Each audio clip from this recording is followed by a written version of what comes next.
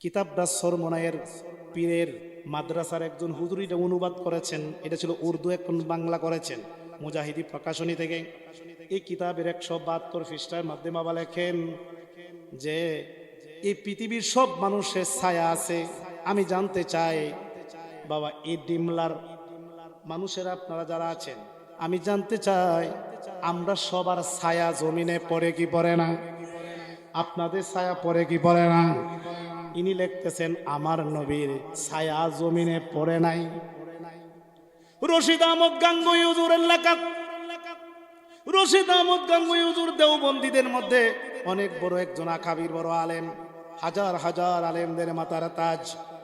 এই রশিদ আহমদ গাঙ্গুই হুজুর লেখেন পৃথিবীর মানুষের সব মানুষের ছায়া আছে, কিন্তু নবীজির ছায়া নাই। উনি লেখছেন কেন নবীর ছায়া নাই? এর পরের লাইনে লেখেন এই জন্য নবীর ছায়া নাই কারণ আমার নবীর মাথা মোবারক থেকে পা মোবারক পর্যন্ত সবকিছু তখন নূর ছিল, এই জন্য নূরের কোনো ছায়া হয় না। জোরে জোরে কোন সুবহান। মাটির মানুষের ছায়া হয়, আগুন, পানি, মাটি, বাতাস, এই চারটা মশলা দিয়ে যে মানুষ তৈরি করেছে এটার ছায়া জমিনে পড়ে, কিন্তু নবীজির ছায়া নাই। কারণ আমার নবী বাবা মাটির তৈরি নয়, নূরের। নূরের কোনো ছায়া নাই। আমার নবী ছিল সবকিছু নূর, এই জন্য নূরের ছায়া হয় না। তাহলে এই দলিল থেকে প্রমাণিত হইল আমার আপনার নবী হলো আল্লাহ পাকের নূর। জোরে জোরে কোন সুবহান। এই আকীদার সাথে আমরা একমত আছে কি নাই? এখন আরেকটা কিতাব দেখাচ্ছি। এই কিতাবটার নাম নসরে তিব। আমি আগেই বলেছি যারা কমি অঙ্গনে যারা আছেন তাকে হাকিমুল উম্মত উপাধি দিয়েছেন আশরাফ আলী থানভী হুজুর। উর্দু কিতাব, এটা দেওবন্দ থেকে সংগ্রহ করা হয়েছে। 25 পৃষ্ঠার মধ্যে বাবা কি লেখা একটু গভীর খেলো। নামাজ রোজার আগে বাবা আকীদা ঠিক করে নিতে হবে। যদি ইমান আকীদা ঠিক না হয় নামাজ রোজা হবে না। নামাজ রোজা তখনই হবে যদি ইমান আকীদা ঠিক রাখে। আল্লাহ এবং আল্লাহ রাসূলের প্রতি 100% যাদের ইমান আছে এরা যদি নামাজ পড়ে 5 ওয়াক্ত লেখা হবে 50 ওয়াক্ত। সুবহান। আর যদি ইমানের মধ্যে গন্ডগোল থাকে গো, নামাজ পড়েও জাহান্নামে যেতে হবে। তাহলে বাবা নামাজের আগে ইমান থাকতে হবে কি হবে না? ইমানই কথা বলছি। আমার নবীর প্রতি আপনাদের কেমন ইমান রাখতে হবে আমি জানতে চাই। আমার নবী মাটি না নূর? আওয়াজে বলুন মাটি না নূর? এখন বাবা আশরাফ আলী থানভী হুজুর উর্দু কিতাব, আলেম ওলামা থাকলে আমার কিতাব নিয়ে আসছি। যদি মিথ্যা হয় আমাকে সংশোধন করে দিবেন, আর যদি সত্য হয় আকীদাটা মেনে নেবেন। মেনে নিয়ে সমাজের লোককে এই মেসেজটা পৌঁছাইয়া দিবেন। এখানে বাবা এই যে 25 পৃষ্ঠার মধ্যে উর্দু কিতাব 25 পৃষ্ঠায় পহলে ফসল প্রথম অধ্যায় নূরে মোহাম্মদী সাল্লাল্লাহু আলাইহি সাল্লাম কি বয়ান মে। সুবহানাল্লাহ বলুন। উনি লিখতেছেন নূরে মোহাম্মদীর বয়ান। এটার মধ্যে উনি একটা হাদিস তুলে ধরেছেন। পহলে রাওয়ায়াত, প্রথম রাওয়ায়াতে হযরত জাবের ইবনে আব্দুল্লাহ আনসারী রাদিয়াল্লাহু তাআলা আনহু ফরমায়া মেনে রাসূলুল্লাহ সাল্লাল্লাহু আলাইহি সাল্লাম আরজ কিয়া। হযরত জাবের ইবনে আব্দুল্লাহ একজন সাহাবী ছিলেন। নবীজির কাছে গিয়া বললেন মেরে মা বাপ আপ কুরবান হো। ইয়া রাসূলুল্লাহ, নবী গো আমার আব্বা আম্মা আপনার কদমে উৎসর্গ হোক। আমি জাবের ইবনে আব্দুল্লাহ একটা জিনিস জানতে চাই। নবীজি বললেন কি জানতে চাও? হযরত জাবের বলেন अल्लाह ताला ने तमाम चीज़ों से पहले किस चीज़ों से पैदा किया। या रसूल अल्लाह नबी गो आमी जाবের জানতে চাই আমার আল্লাহ সব কিছু বানানোর আগে আল্লাহ কি বানাইছে। সুবহান। আমার নবী উত্তর দেয় আপ সাল্লাল্লাহু আলাইহি সাল্লাম ফরমায়া আল্লাহ নবীজি বললেন ইয়া জাবের अल्लाह ताला ने तमाम चीजों से पहले तुम्हारे नबी नूर अपने नूर के पैदा किया। আমার নবী কই জাবের রে যে প্রশ্নটা করলাম সবকিছুর আগে কি বানাইছে জাবের তুমি জেনে নাও। আল্লাহর সবকিছু বানানোর আগে তোমার নবীর নূর আল্লাহ বানাইছে। সুবহান। জোরে বলতে না সুবহানাল্লাহ। এরপরে উনি লেখেন যে উস ওয়াক্ত না লোহ তাহানা কলম তাহানা বেহেশ তাহানা, দুজক তাহানা, ফরশত তাহানা, আসমান তাহানা, জমিন তাহানা, সুরুজ তাহানা, চাঁদ তাহানা, ইনসান তাহানা। চিৎকার দেখুন সুবহান। যখন তোমার নবীরে আল্লাহ বানাইছে, তোমার নবীরে যখন আল্লাহ বানাইছে হেজাবের, তখন আসমান ছিল না, জমিন ছিল না, চন্দ্র ছিল না, সূর্য ছিল না, কোনো মানুষ ছিল না, কোনো কিছু ছিল না। তখন আল্লাহ তোমার নবীর নূর আল্লাহ বানাইছে। জোরে বলতে না সুবহানাল্লাহ। এরপরে পরের পৃষ্ঠায় লেখেন পাঁচু রেওয়ায়াত হযরত আলী রাদিয়াল্লাহু তাআলা হচ্ছে রেওয়ায়াত হে নবী সাল্লাল্লাহু আলাইহি সাল্লাম ফরমায়া आदम अलैहिस्सलाम के पैदा आहर ने 14,000 साल पहले अपने नूर हजरत में एक नूर रखता है। चित्कार देख सुबहान। उन्हीं लिखतेছেন এ জাবের শোনো, তোমার নবীর আল্লাহ কখন বানাইছে?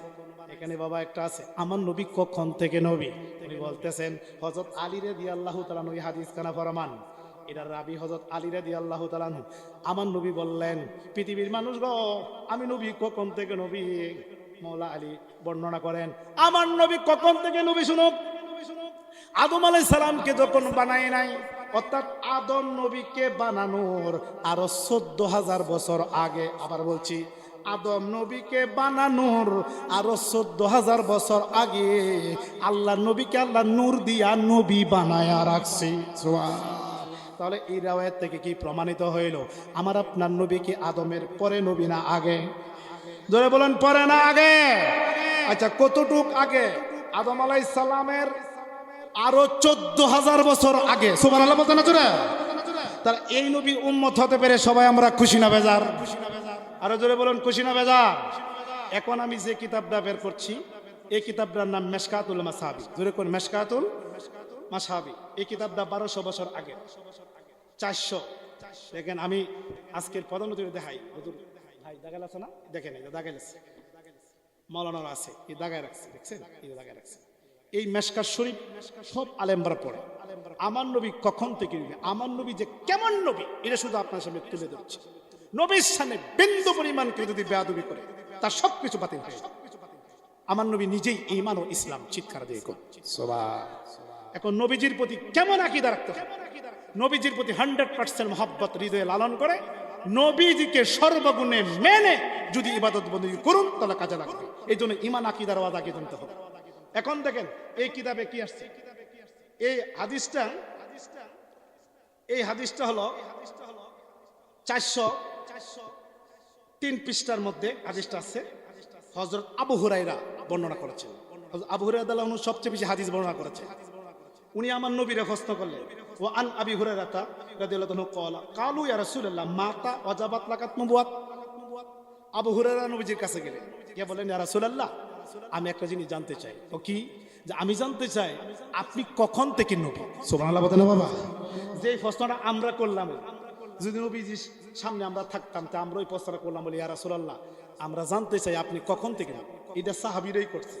এ থেকে আমরা পাইতেছি যে হযরত আবু হুরায়রা বললেন, ইয়া রাসূলুল্লাহ আপনি কি 570 খ্রিস্টাব্দে বারে রবিউল আউয়াল তারিখে দুনিয়াতে আইসা 40 বছর বয়সে নবী হইছেন না এর আগে? অর্থাৎ আপনি কখন থেকে নবী? তখন আমরা কিন্তু অনেকে বলি যে 570 খ্রিস্টাব্দে বারে রবিউল আউয়াল তারিখে নবী শুভ আগমন করেছেন। যখন নবীজির বয়স 40 বছর হলো পরে নবী নবুয়ত পেয়ে নবী হয়েছেন, ইহার আগে নবী ছিলেন না। জোরে কোনা নাউজুবিল্লাহ। এটা আমাদের আহলে সুন্নাত ওয়াল জামাতের বিশ্বাস না। নবী 40 বছর বয়সে নবীর তো 400 দিনের কথা। আমার নবী কখন থেকে নবী? যখন আদম হয় নাই। আদম নবী সৃষ্টি হওয়ার আরো 14,000 বছর আগেই আমার দয়াল নবী আল্লাহ পাকের কাছে একজন নূরের নবী ছিলেন। চিৎকার দিয়ে কোন সুবহান। এখানে ঈমান রাখতে হবে। এখন থেকে হাদিসে কি বলে? সহিহ রাওয়ায়াত মিশকাতে 403 পৃষ্ঠায় আবু হুরায়রা বলেন, ইয়া রাসূলুল্লাহ আপনি কখন থেকে নবী? আমার নবী উত্তর দেওয়া আদামু বাইনার রূহি ওয়াল জাসাদ, রাওয়াহু তিরমিজি।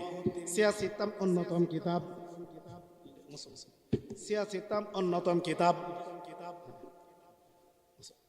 এই মিশকাতের যে হাদিসটা তুলছেন এটা সহিহ তিরমিজি থেকে নকল করেছেন। মিশকাতে সহিহ তিরমিজির হাদিস কান আছে। বলছে ইয়া রাসূলুল্লাহ নবী গো আমি জানতে চাই আপনি কখন থেকে নবী?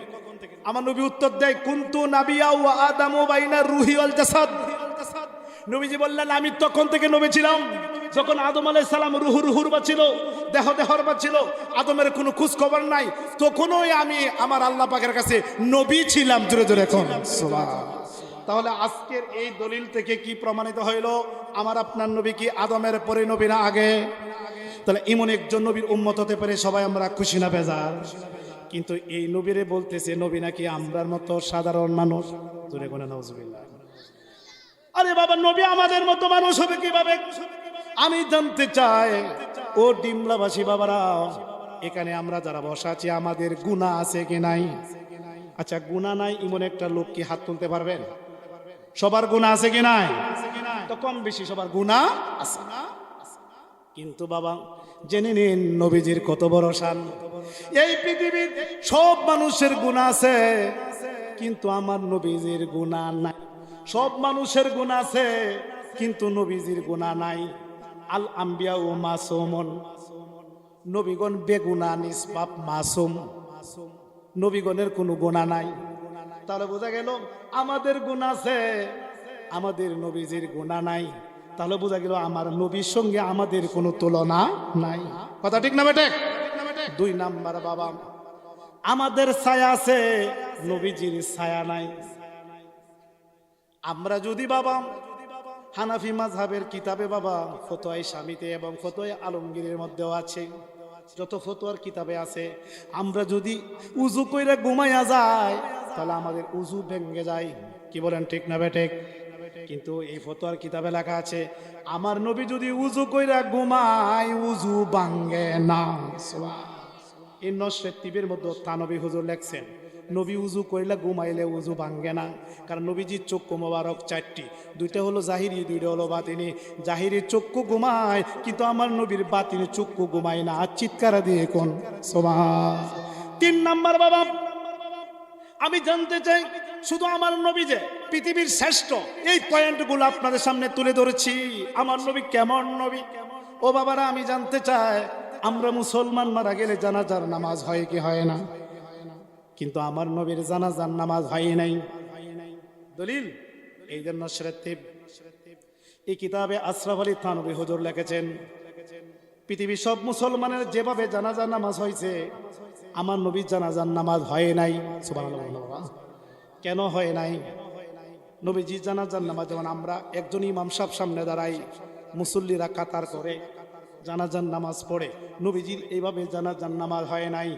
এই নসরেত টিপ আমি যদি ভুল বলি আমাকে ধরেন, আমি কিতাব নিয়ে আসছি, নবীজির জানাজার নামাজ হয় নাই 263 পৃষ্ঠা। এই কিতাবটা তো আবার সবাই মানে 263 পৃষ্ঠার মধ্যে আশরাফ আলী থানভী হুজুর ইবনে মাজাহ শরীফের একটা বরাত দিয়ে এই দলিলটা তুলে ধরেছেন।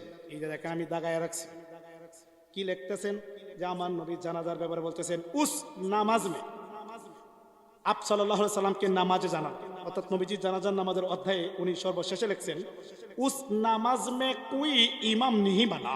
ইবনে মাজাহ, উনি ইবনে মাজাহ দলিল দিয়ে লিখছেন নবীজির জানাজার মধ্যে গ্রুপ লোক আসছে, দলের দল লোক আসছে।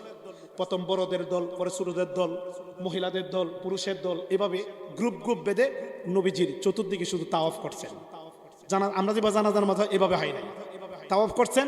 কিন্তু লিখছে উস নামাজ বে জানাজা ইমাম নেই, অর্থাৎ নবীজির জানাজার নামাজের কোনো ইমাম ছিল না। চিৎকার দিয়ে কোন সুবহান। এখন কারণ কি? আমার নবী অসাধারণ, এই জন্য নবীজির জানাজা আমাদের মতো হয় নাই। কেন জানেন? মুহাদ্দিসিন একরাম লিখেছেন নবীজির জানাজার নামাজ হয় নাই 3 কারণে। 1 নাম্বার, আমাদের নবীজির প্রতি আকীদা রাখতে হবে আমাদের নবী হলো জিন্দা নবী। যারা বলেন কে নবী? কে নবী? আমাদের নবী কি ওফাতুন নবী না হায়াতুন নবী? হায়াতুন নবী মানে হলো ঈমান। নবী যদি মরে যায় সমস্ত সৃষ্টি মরে যাবে। উনার নাম আবুল আরওয়া, সকল রুহগণের বাবা। আমার নবীর জিন্দা নবী, এই মেশকাত হাদিসটা আছে, আবু দাউদ শরীফে হাদিস খান আছে। ইন্নাল্লাহ হারামা আলাল আরদা আন আরদে আন তাকুলা আসজাদাল আম্বিয়া ফান নাবিল হাইয়ু রিজাকুন। আল্লাহ নবী বলেন সমস্ত নবীগণের দেহকে মাটির জন্য খাওয়া হারাম করে দিয়েছেন।